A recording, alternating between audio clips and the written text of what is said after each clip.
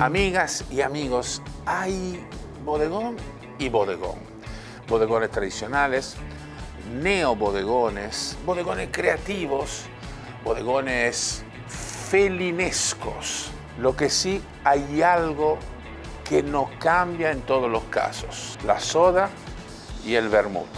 Así que bueno, un brindis para ustedes, para este programa dedicado a los bodegones. Salud.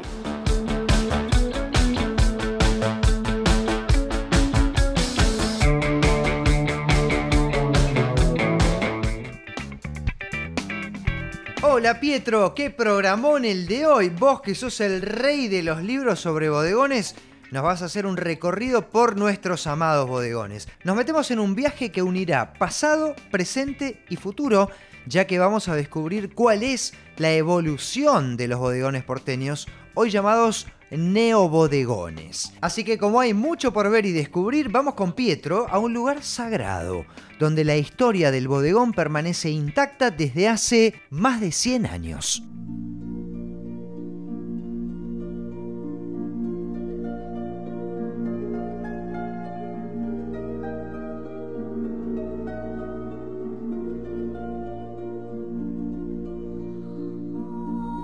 Amigas y amigos, no se asusten, no soy un santo bodegonero. Ni siquiera estoy en una capilla bodegonera, pero sí estoy en el corazón de un bodegón de zona sur que representa, en mi opinión, magníficamente nuestra tradición culinaria porteña. Así que vamos a ver de qué se trata.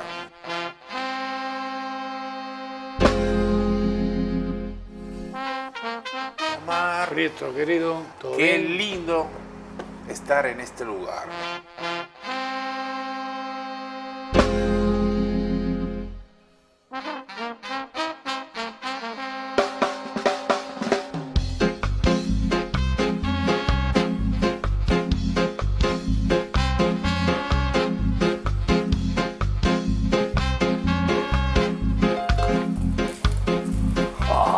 ¿Cómo dice? ¿Cómo estás? Bien, ¿y usted? Muy bien. ¿Andiamo? Llévame Sí. esto y vamos para allá.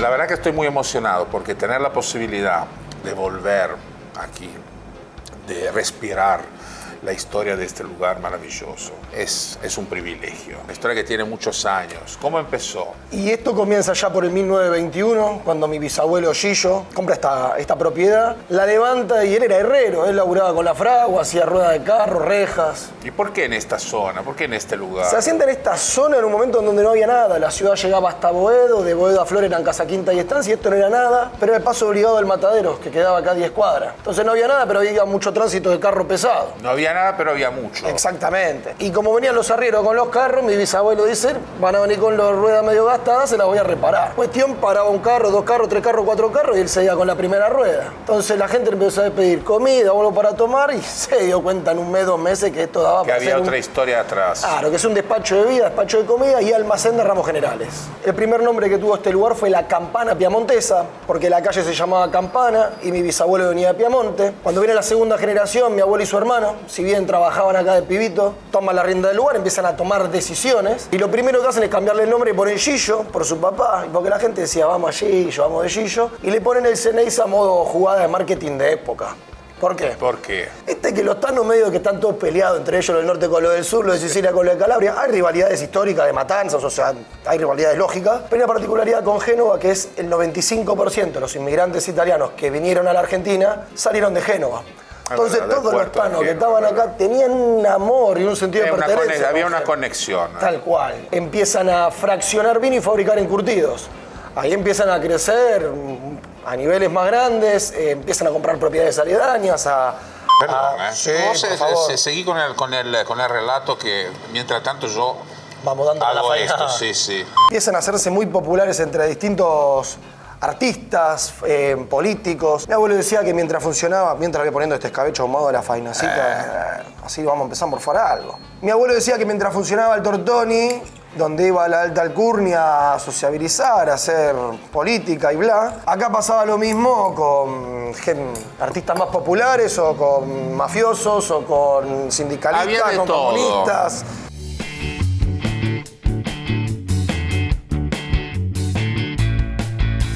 Albahaca y oliva a todo, y ajo también. En la dictadura militar se empieza a atravesar un proceso de importación de consumos, vamos a llamarle, o de bienes. Esa crisis la pasaron, vino Alfonsín, nos trajo de nuevo la cultura, nos unió como sociedad, pero económicamente fue para atrás. Y después vino Menem, que los terminó de hacer pelota. Nombro distintos 3 partidos políticos para que vean que no es con bandera, sino que es por todos. Particularmente en el 95 hubo un hecho que hubo unas bodegas que vendían un vino adulterado. Era un vino que se hacía con agua, le agregaban un polvito mágico como esos jugos instantáneos y le agregaban alcohol. Ahora esto, mala gente, quisieron seguir abaratando costos y le agregaron alcohol metílico. Murieron casi 20 personas y hubo 400 que quedaron con ceguera y problemas neuronales. A partir de ese hecho salieron los ministros de esa época a decir a la gente que no consuman el vino en Damajuana porque no sabían cuál era la partida buena y cuál era la partida mala. Así que Menem saca la ley de envasado en origen y muchas fraccionadoras se funden. Mi abuelo y su hermano ya tenían 60 y pico pirulos y hace 30 años atrás, cuando tenías esa edad, pensabas que te ibas a morir. Mi abuelo, cuando pasó eso, dijo, ya está, quedan 3, 4 añitos más. Indemnizaron a todos los empleados, cerraron la fábrica, la fraccionadora y se quedaron con el almacén. El almacén que siempre estuvo abierto para seguir despuntando el vicio y seguir estando ahí reunido con los vecinos. Y para comer un plato como este, ¿no? Ah, no, y el Vitel Toné, el que se viene ahora, es una bomba.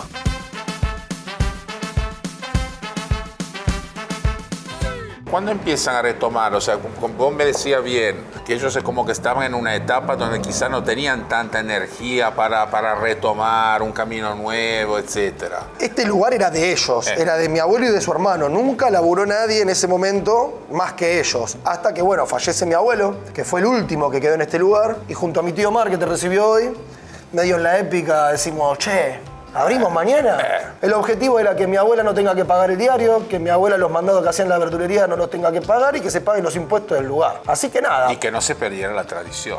Ni hablar, ni hablar. Mi tío es el único que laburó en la fábrica de encurtidos de la familia, así que podía realmente continuar con las recetas al pie de la letra. Y empezamos vendiendo algunas picadas. Y en octubre de 2020, en plena pandemia... Una nueva vida. Dentro de un momento muy problemático, un lugar que tiene una historia, una mística espectacular, renace.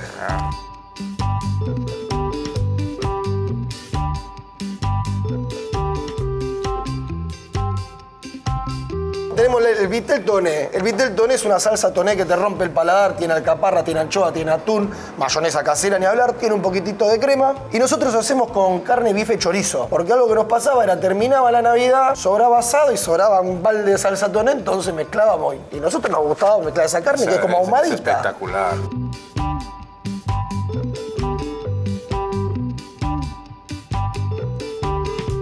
Este plato demuestra con claridad absoluta cómo se puede seguir con platos tradicionales, con platos que la gente conoce, con combinaciones que la gente conoce, aportando son pequeños detalles, pero el plato en un punto cambia, evoluciona. Esta faina, por ejemplo, explícame bien qué hicieron en este plato simple, porque es simple, pero al mismo tiempo es goloso. Como todos los platos que hacemos son sencillos, con una vuelta de rosca. Es una faina clásica, lo único que la hacemos bien gordita. Bien alta, sí. Hacemos una pequeña cocción sola a la faina. Cuando ya arma una base le tiramos un poquitito de cebolla verde y parmesano para que cuando lo comamos vas a ver en la boca cómo uno encuentra algo ahí en el medio. Y después lo servimos con un escabeche ahumado, berenjenas morrones, que son donde hicimos el bife chorizo, en la brasa ponemos el morrón, ponemos la berenjena, lo pelamos y armamos este escabeche. Gracias por este viaje en el pasado, en este presente y también en el futuro. Por favor, Pietro. Bueno, gracias por visitarnos. Gracias, muy amable.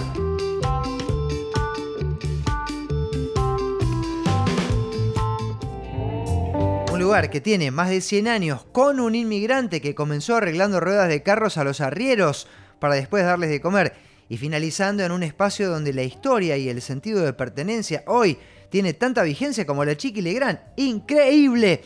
Gracias, Pietro, por hacernos conocer estos fantásticos lugares de Buenos Aires. Ni al mismísimo Gabriel García Márquez se le hubieran ocurrido. Y hablando de historias fantásticas, vamos al búnker para que nuestro historiador nos cuente cómo nacieron los bodegones en nuestro país. Bienvenido a este programa. Un placer, Pietro. Para mí también. Hoy vamos a hablar de una institución gastronómica de la cocina tradicional del país, que son los bodegones. Esos lugares maravillosos donde nos gusta ir, donde nos gusta comer con los amigos, cocina muy abundante, platos tradicionales, sin tanta historia, sabores directos, confortables. Así que bueno, ¿cómo nacen los bodegones? ¿Cómo empiezan su camino en nuestra historia? Bueno, desde ya, Pietro, estoy con una autoridad en el tema que sos vos, que has escrito varios libros. De hecho, el primero fue en 2008, ¿no?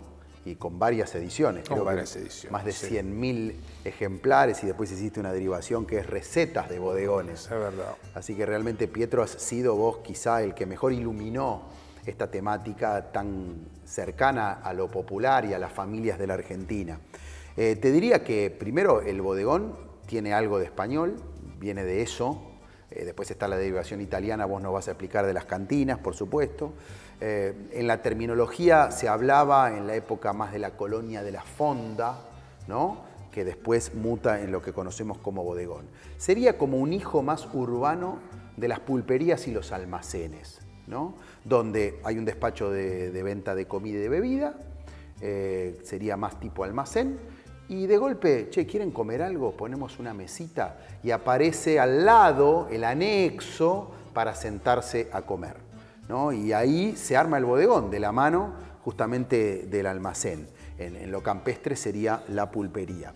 Estas porciones generosas y estos platos bien familiares que vos describiste muy bien en muchos libros, que hacen además a una tipología de restaurante muy particular, sí, absolutamente. ¿No? Fue exactamente así. Esa secuencia es muy interesante desde el punto de vista de cómo se constituyeron estos lugares, ¿no? Porque ese anexo y ese despacho de bebida es importante para entender por qué se empezó a comer ahí adentro, ¿no? La gente iba para tomar bebida, pero no es automático que en ese contexto encontraran comida. Y ahí fueron muy hábiles, muy intuitivos los dueños cuando empezaron a ofrecer pequeña comida, platos del día, etcétera, ¿para qué? Para que los que tomaban la bebida acompañaran esa bebida con algo sólido. Y a partir de ahí, y eso lo podemos ver en los bodegones tradicionales, donde tenemos frascos de encurtidos, latas, etcétera, evidentemente esa fórmula quedó desde el punto de vista estético, porque es fácilmente reconocible, y evolucionó hacia un menú obviamente mucho más complejo, con muchas más opciones. Y vos viste que esto después constituye una escenografía, pero que en realidad en el origen es lo natural. Es lo natural. Hoy vos decís, quiero armar un bodegón y es como que recreás esa atmósfera. Así es. Pero en los bodegones era natural poner un banderín, una camiseta de fútbol y un frasco con aceituna. Pero fíjate qué interesante que, bueno, ese ámbito tradicional tiene como elemento decorativo todos, valga la redundancia, elementos que remiten a la cultura popular. O sea, futbolistas, boxeadores, etcétera, etcétera, etcétera, etcétera. El filete porteño, todas esas cosas maravillosas que pertenecen a la cultura, en este caso mayoritariamente a la cultura urbana, porque los bodegones son un fenómeno urbano. Bueno, hicieron sí que, bueno, que esa tipología de local se transformara en uno de los íconos de nuestra cocina y gastronomía tradicional. Te cuento un caso que seguramente conoces, pero para la gente, de algo bastante particular. En un lugar donde en los 30 funcionó un cabaret que se llamó Gong, que tuvo la época dorada en los 60, y ahí estuvieron, bueno, Orson Welles, Aristóteles Onassis, etc. Después se hizo un bodegón conocido que es La Pipeta, San Martín y Lavalle, en el microcentro, uno de tantos, donde va, bueno, por supuesto, lo popular, pero también el abogado y el que trabaja en la bolsa. Así es. Bastante habitual en el centro de la ciudad. Porque el bodegón es un ámbito transversal, le gusta a todo el mundo. Es verdad, el bodegón es una escenografía de nuestra cultura popular. Comerse una milanga a caballo entre una camiseta de San Lorenzo y una foto de Troilo, poniéndole soda al vino, es más argento que la escarapela. Y ahora vamos con Pietro, porque si de tradiciones hablamos, no podemos dejar afuera el revuelto gramajo y también los ñoquis con pesto, pero estos que veremos serán una versión libre.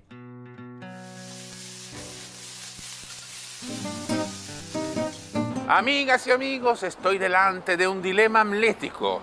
¿Bodegón tradicional o restaurantes inspirados en la tradición bodegonera con recetas contemporáneas? No les voy a decir lo que opino, lo van a descubrir pronto. Vamos a ver de qué se trata.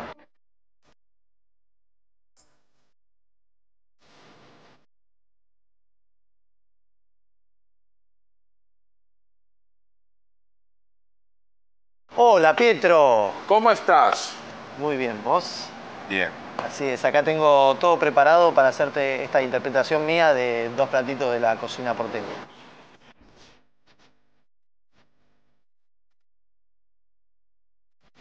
Bueno Pietro, lo prometido es deuda. Muy bien. ¿Y qué deuda? ¡Qué maravilla! Pequeñas obras de arte. Bodegoneras. Bodegoneras, sí. Bodegón, entre comillas, contemporáneo. ¿Vos estás de acuerdo con la definición o no? Sí, yo cuando me dicen es un bodegón, digo no es un bodegón, porque no quiero que se lleven la impresión bien acá y Estamos son de todos acuerdo. platitos más chiquititos y demás. Pero todos mis platos están inspirados en platos de bodegón.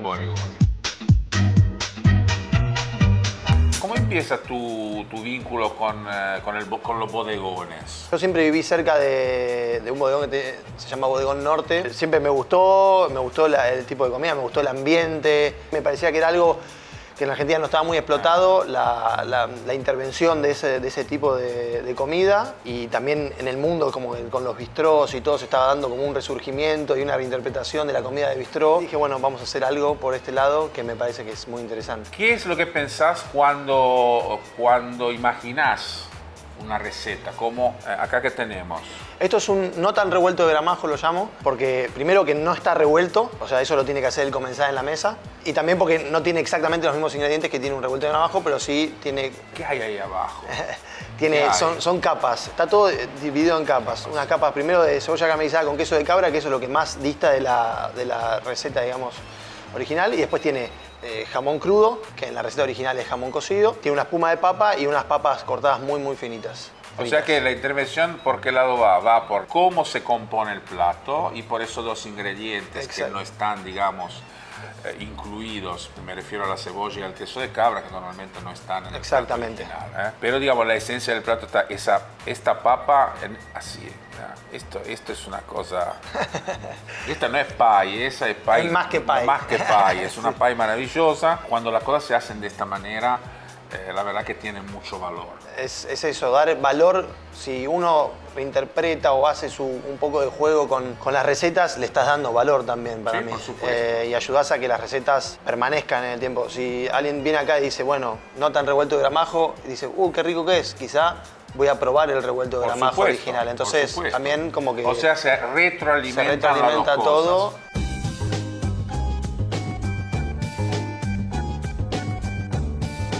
¿Cómo ves esas dos facetas? O sea, ¿cómo ves los bodegones antiguos y cómo ves esta evolución de esa tradición? Para mí, siempre que esté bien hecho, está bueno.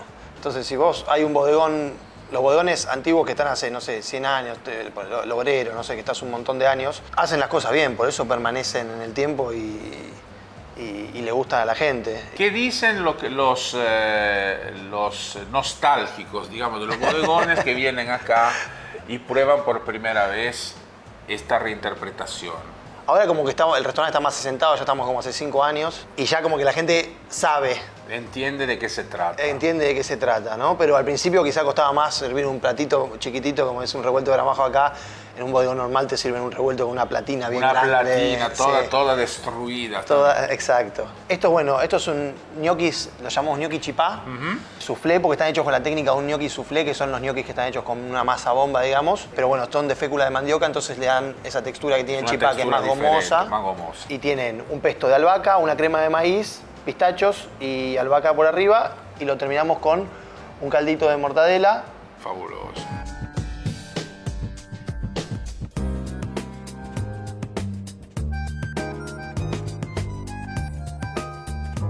Gracias por darnos la posibilidad de hacer este pequeño, gran viaje dentro de una idea más contemporánea, inspirada a nuestros valores culinarios tradicionales. Espero que cada día más gente entienda que los bodegones, o esa tradición, o esa identidad, o esa cultura, tiene que seguir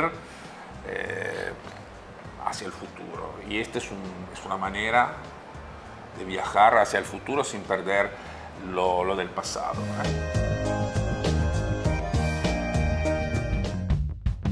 Veo estos platos reversionados y mi costado nerd tecno no puede dejar de pensar en una actualización 3.0 del clásico revuelto Gramajo, por ejemplo. Si esto sigue así, me imagino a mi bisnieto, Dexter Jr. III, yendo a un bodegón de la Buenos Aires del siglo XXII a pedir un revuelto Gramajo actualizado a versión 10.3. ¡Qué locura!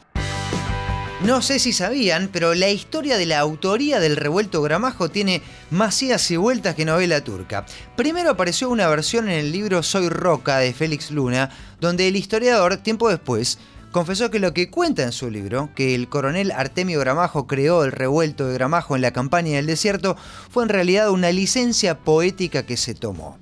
Después se supo quiénes fueron los autores: Arturo y Horacio Gramajo, dos jóvenes de la alta sociedad de la Buenos Aires de los años 30, al parecer grandes animadores de la noche porteña. La creación del simple plato lleva papas pie, huevos y jamón, y parece que no tuvo nada de heroica, sino más bien de reparadora, porque la idea era terminar la noche, o más bien la madrugada, con algo simple y rápido de hacer. Por lo que en una de esas vueltas de parranda, los hermanos Arturo y Horacio Gramajo harían inmortal su apellido en el mundo culinario. Y ahora, después de este culebrón gastronómico, continuemos actualizando nuestros conocimientos sobre estos templos porteños del buen comer y regresemos al búnker para conocer sobre los personajes que hicieron nuestros bodegones.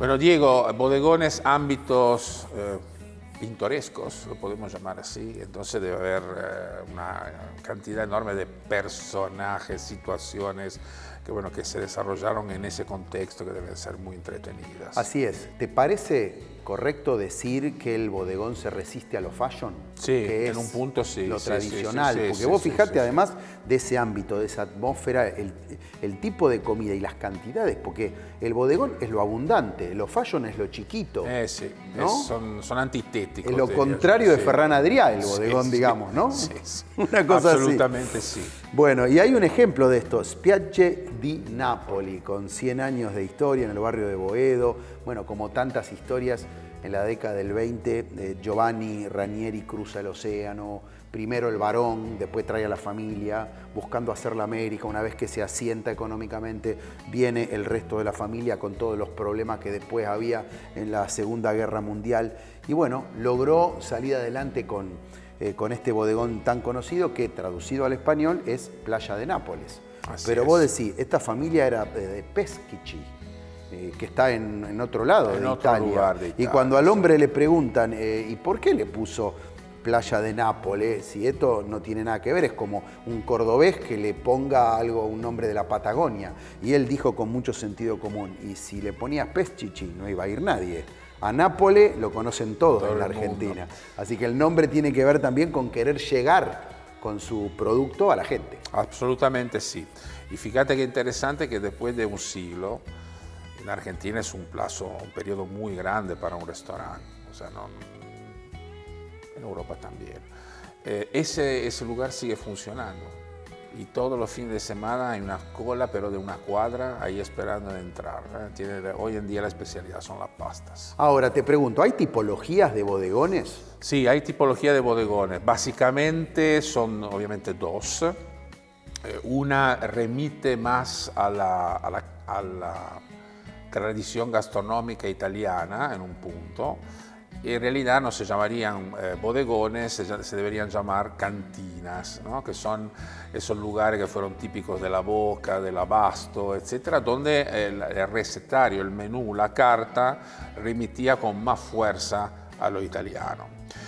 Y el bodegón tiene más equilibrio en la carta. Ahí se meten también la cocina hispánica. Entonces es el lugar donde quizás mejor se expresa la fusión que domina el menú de los bodegones, donde hay Italia, donde está España y un poquito de Alemania, porque no te olvides que, por ejemplo, en las picadas vos tenés el Leber, tenés la cerveza, bueno, tenés algunos platos que tienen reminiscencias alemanas, no muchos, muy pocos. O sea, quien domina ahí son el modelo italiano tradicional, el modelo español tradicional, obviamente en formato de inspiración, porque casi ninguna de las recetas que normalmente se comen en los bodegones se encuentran en los países de origen. Muy interesante. Qué linda nuestra historia popular, que como parte de nuestra cultura se forma con la pica entre inmigrantes españoles e inmigrantes italianos, que está presente en todos lados, en las pizzerías, en el aula, en la cantina o en el bodegón. Así no quedan dudas de por qué los tanos y los gallegos están en nuestro ADN. Y hablando de historia y orígenes, vamos con Pietro, que va a contarnos justamente el origen de los bodegones. Amigas y amigos, los españoles tienen las tascas, los italianos tienen las trattorias, los franceses tienen los bistró, los alemanes tienen los Gaststätte y los ingleses tienen los pubs.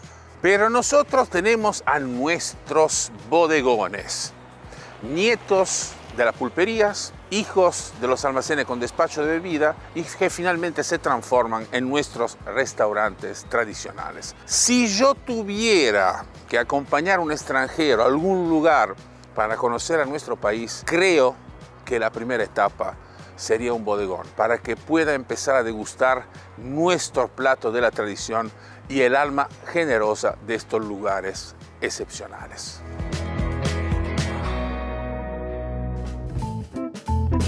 Sin dudas, tenemos una ciudad que nos cuenta su historia en cada barrio, en cada esquina o en cada bodegón. Y siguiendo la misma línea, acompañemos a Pietro a un bodegón que reúne historia y Buenos Aires de una manera muy especial. Amigas y amigos, ¿estoy en un bodegón? No lo sé. Quizás es un café. No lo sé, no estoy del todo seguro. Lo que sí sé es que acá se come comida tradicional porteña y que hay una historia importante para contar. Sígueme y vamos a ver de qué se trata.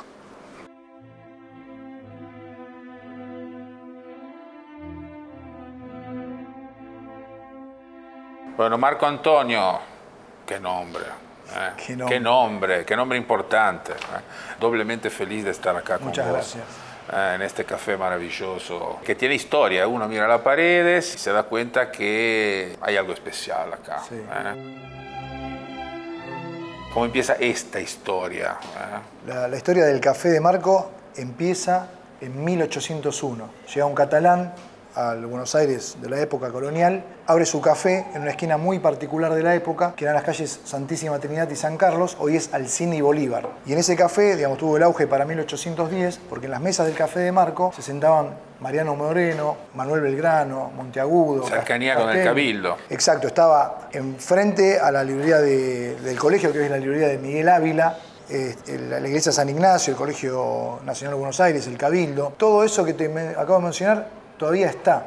Lo que no está más es el café. El café se demolió porque en 1871, digamos, con la llegada de la fiebre amarilla, los vecinos se mudaron para la zona norte y el café se fue, digamos, perdiendo, muriendo poco a poco. Sí. Yo soy orfebre, hace 30 años que hago joyería, pero me gusta muchísimo la cocina, me gusta la historia, y leyendo un libro de Emilio Corbier, que fue un periodista, un abogado que investigaba, digamos, temas masónicos, él lo nombra, una referencia hace muy chiquitita del Café de Marco. Yo ahí es cuando me entero que existía este lugar. Yo dije, ¿cómo el Café de Marco? Yo me llamo Marco, el Café de Marco, y fui para la esquina corriendo. A ver si estaba el café. A ver si estaba el café. El café lamentablemente no estaba más. Y me quedó ese bichito en la cabeza y dije, bueno, en algún momento de mi vida voy a armar un café que se llame el Café de Marco para contar esa historia.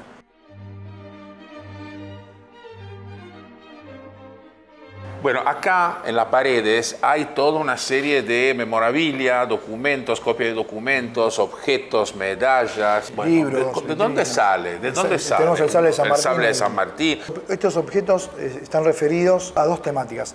El Café de Marco está, en el 2015 se declaró de interés cultural porque al crear este café yo le quise dar, digamos, una identidad. Después se fue acomodando, pero la identidad, el espíritu de este lugar es temático de masonería y Revolución de Mayo. Y acá encontrás medallas masónicas, libros masónicos, tenemos las actas del 25 de mayo, una copia, ¿no?, de las actas de un libro que se hizo en el centenario. El tema de la masonería como un tema tabú, y es, digamos, esto es abierto al público, abrís la puerta, venís acá, conocés, preguntás, tenés ahí una pila de libros que tenés acceso, te venís, te tomás un cafecito y lo podés leer.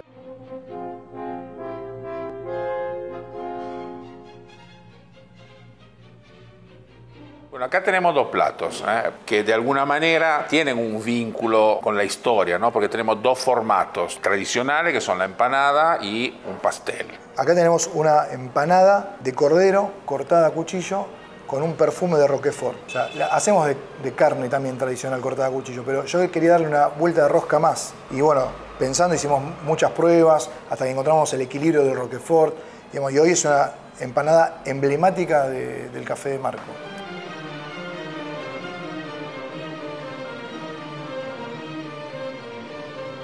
Bueno, este pastel, ¿qué características tiene? En vez de hacer de papa, es de batata. O sea, la batata tiene sus especies, ahí se hierve la batata y es cortado, el cordero también cortado a cuchillo con sus cebollitas, una preparación. O sea que también en este caso, tomaste dos formatos muy tradicionales, sí, y bueno, con respeto por la tradición, sí, pero siempre al mismo tiempo escuchar un poco tu corazón y tu cabeza creativa para encontrar algún detalle diferente. Sí. Ha sido un placer conversar con vos, escuchar esta historia, hablar en este ámbito que te diría es mágico, ¿no? Porque tiene un encanto especial. Tener que seguir con esto por lo menos hasta la revolución del año 2140. Así será, así será. Gracias. Con lo que me costaba historia en el colegio, qué bien me hubiera venido conocer un lugar así y entre un pastel de papas y una empanada aprender sobre la Revolución de Mayo o la independencia de nuestro país. Sin dudas, ahí metía medalla de oro en historia, haberlo sabido antes. Ahora es momento de seguir conociendo sobre los bodegones y nuestro historiador va a contarnos cuál fue la evolución de los bodegones a lo largo de la historia. Diego, ¿cuál es tu interpretación o tu análisis acerca de cómo transitaron los bodegones a lo largo de la historia? Porque es un fenómeno que tiene cierto tiempo y es interesante analizar una tipología de restaurante que normalmente es familiar y que transita a través de generaciones. Bueno, sobrevivieron en base a su encanto, algunos cerraron definitivamente, otros cerraron y reabrieron, como ahora voy a contar un caso muy conocido de Villa Devoto, y también creo que en la movida gastronómica se pusieron de moda. Y vos tuviste bastante que ver con tus libros, ¿eh? Dentro de lo que es la moda gastronómica que hay en Buenos Aires, en muchas ciudades, el bodegón pasó al frente con un encanto. No es solamente que te saca de paso con una comida rica, abundante y barata. Empezó a ser parte de la tendencia también. Y por eso un bodegón tradicional de Villa Devoto, como el Café de García, que había cerrado, reabrió.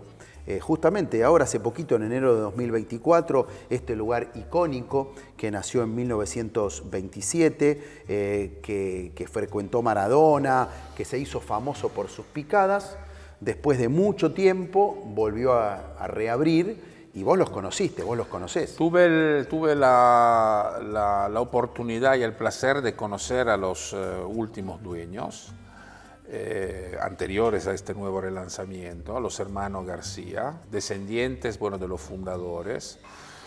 Y la verdad que ellos en ese modelo de picada tuvieron una intuición genial, o sea, porque es una picada que llega por pasos. ¿A qué me refiero? Uno se sienta, llegan los platitos, termina, llegan otros platitos, termina, llega, y no terminas nunca. Y es una excursión, si la queremos llamar así, gastronómica, que realmente es muy placentera y además nos ayuda a recordar que la picada es parte de los bodegones, que es una de las especialidades que normalmente uno busca en los bodegones. Y también seguramente deben haber ayudado estos festivales que se hacen, ¿no?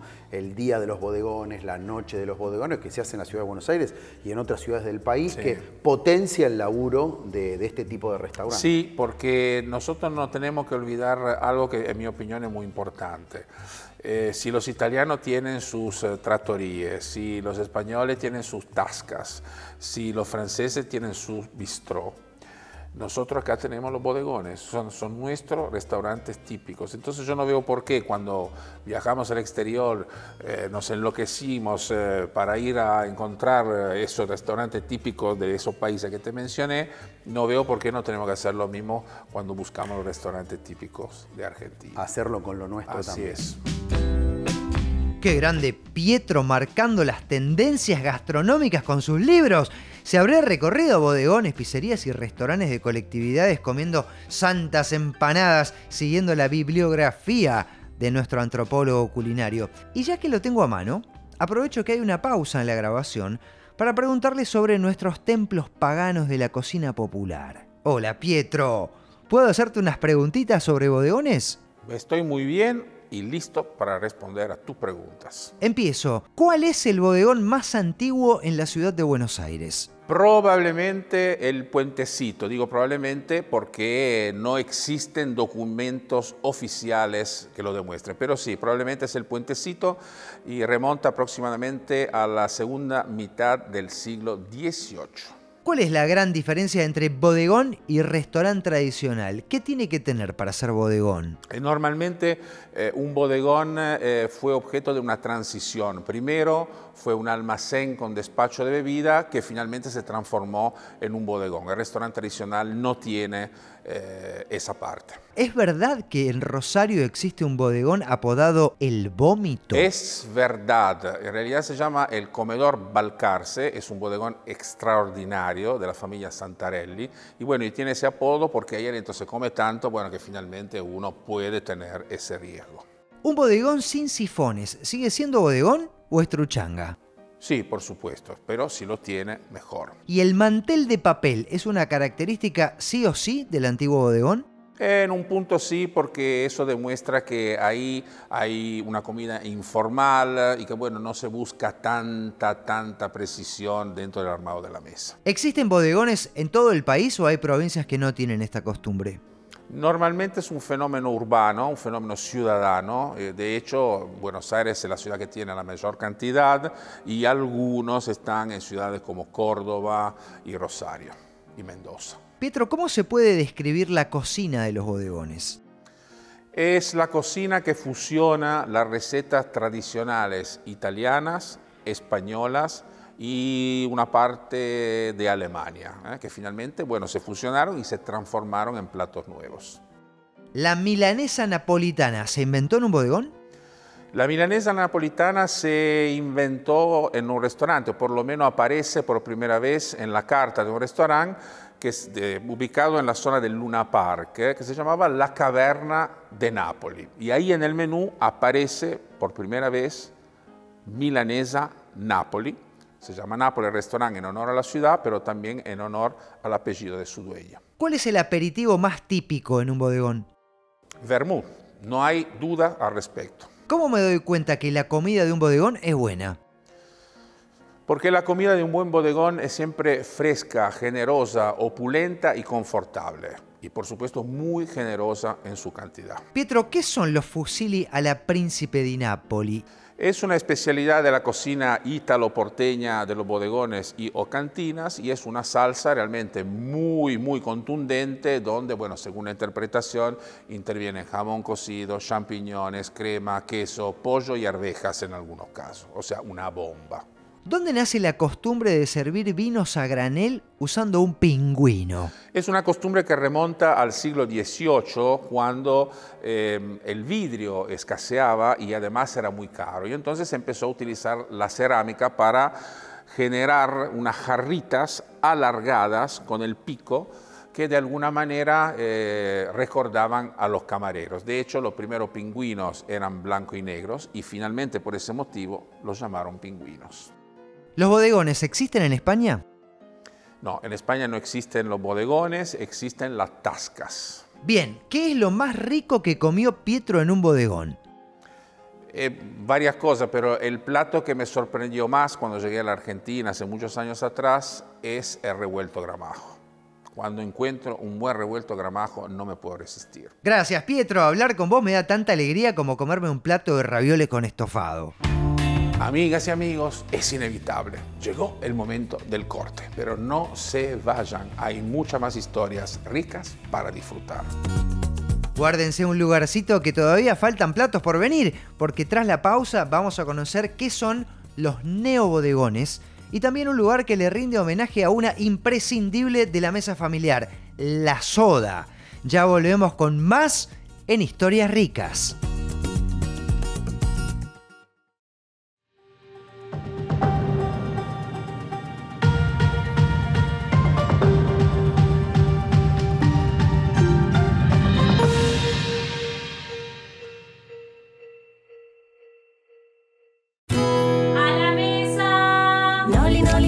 Siempre en tu mesa, cuando hay noli nadie deja. Noli, noli, noli, siempre en tu mesa.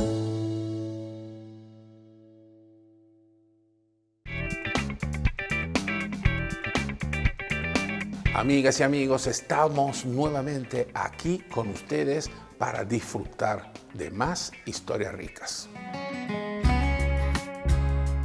Diego, llegó el momento de las curiosidades. Así es, y una tiene que ver con un bodegón bastante particular que hay abajo de una autopista. Y vos dirías, ¿vas a ir a comer abajo de una autopista? Y bueno, cuando la comida lo amerita y los costos para el bolsillo también son atractivos. Bueno, es el caso del Ferroviario, muy cerquita de la cancha de Vélez, ahí abajo de la autopista, en Liniers, donde además hay 13 variedades de milanesa, por ejemplo, ¿no? Y una parrilla realmente muy importante. Un ejemplo de tantos otros, inclusive, como vos nos hiciste ver, bodegones que aparecen como buffets y que crecen dentro de clubes de barrio, clubes de fútbol. Ese es un fenómeno muy interesante que se debe básicamente a la búsqueda de parte de los asociados a los clubes, asociaciones, entidades deportivas, etcétera, bueno, de comer algo rico, de no quedarse simplemente con el buffet que te da un pebete o un tostado de jamón y queso. Ahí los socios quieren comer bien y quieren comer sin gastar demasiado. Claro. Ese es un tema importante. Y hablando un poco de bodegones y de lo que pasa con los bodegones, uno de los fenómenos de los últimos años es el de los neobodegones. A ver. ¿Por qué? Por una cuestión generacional, muchos bodegones desaparecen, es normal. O sea, los bodegones antiguos pueden tener 100, 90 o más años. Y ahí hay una cuestión complicada de resolver, o sea, porque muchos sostienen, y yo también lo sostuve en su momento, que un bodegón, si no tiene una antigüedad muy alta, no se puede considerar un bodegón. Ahora, me parece importante reflexionar sobre eso y entender que todo ese conocimiento acumulado no lo tenemos que perder y que existen cocineros y empresarios gastronómicos que toman lo mejor de esa experiencia y la tratan con mucho respeto y proponen hoy en día interpretaciones de los platos tradicionales. ¿A qué me refiero?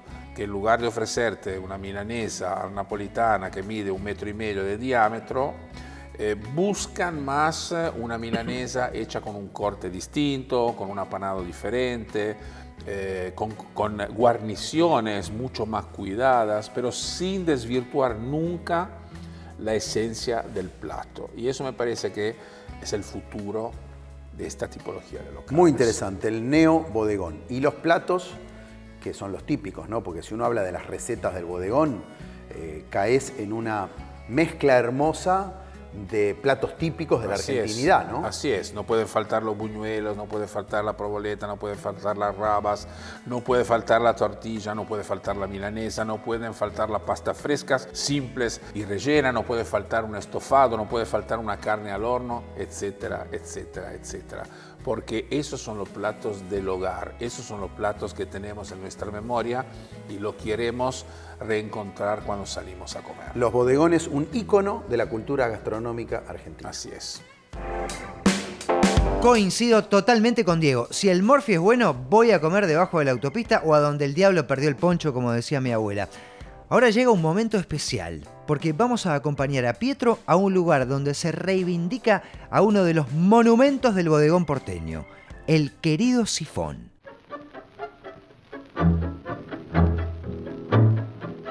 Amigas y amigos, un neobodegón es obviamente un bodegón, pero contemporáneo. Un bodegón donde se retoma la tradición y se interpreta de una manera más moderna. Así que bueno, hoy vamos a conocer un muy lindo ejemplo de esta tipología de restaurante.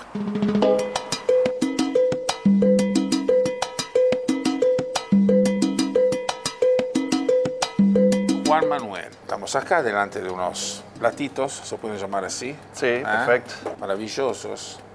Bueno, cocina, gastronomía. ¿Cómo empieza tu historia en la gastronomía? Surgió la idea hace 5 años, con la idea un poco de reivindicar la soda, ¿no? Bueno, hablemos de eso, que es muy interesante.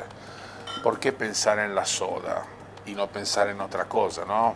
Con la idea de reivindicar un ícono de la cocina tradicional. Se nos dio un lugar medio emocional con la soda, como algo muy de la casa familiar, de la comida en familia. Se empezó a hablar mucho de las vermuterías y nosotros... Es verdad, hubo este boom, esa explosión Total. Tremenda. Y quisimos poner un poco más el eje en la soda, como para que no nos limite sobre el vermut.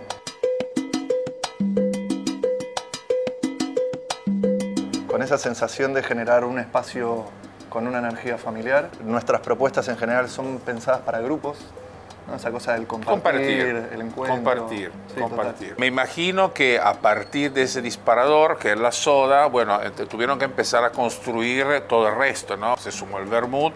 Total. Y se sumó, bueno, había que pensar evidentemente en algo contundente para masticar.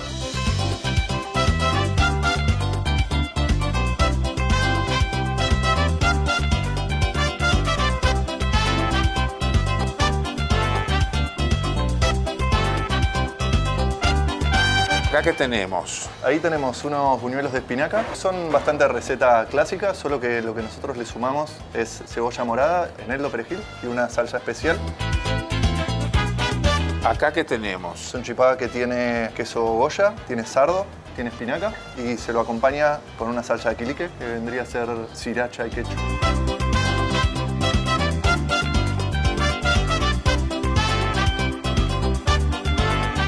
Ahí veo unos porotos ahí dando vueltas, pero también unos hongos. Siempre la idea es medio la misma, como buscar cosas del imaginario emocional y poder darle una vuelta de tuerca. Como en vez de hacer una lengua a la vinagreta, hacemos unas gírolas a la vinagreta. Y responde, digamos, a una demanda que el público tiene en este momento, donde, bueno, busca también Total.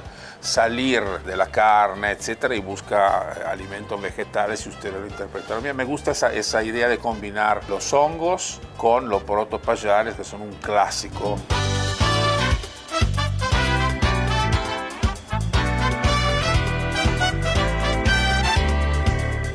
De la misma manera que hacemos con los platos, nosotros decidimos agarrar un vermut clásico e incorporarle tinturas madres. En este caso tiene tintura madre de chai especiado. Tintura madre, ¿qué significa? Que se maceran mucho tiempo. Exacto. O sea, que como que intensifican sus sabores. Sí. Gracias a ese proceso.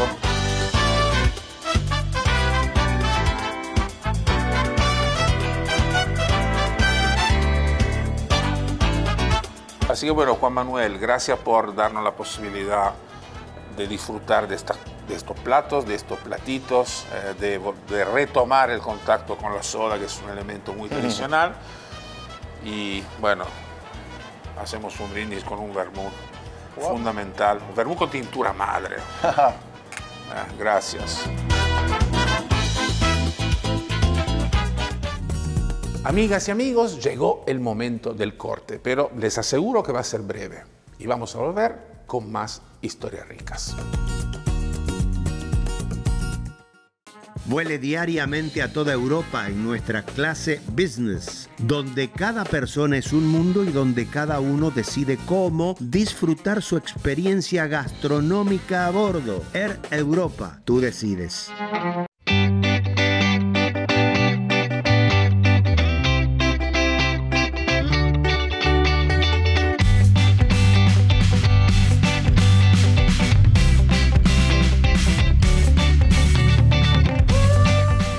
Silva Sapori, el sabor de tus ensaladas. ¿Esperabas 4 y te cayeron 6? Tómatelo con soda, tómatelo con soda. Ives, tómatelo con soda. Qué hermoso programa hemos tenido recorriendo a través de platos hogareños parte de nuestra historia popular. Pero mejor escuchemos a Pietro, que va a repasar todo lo que vimos hoy.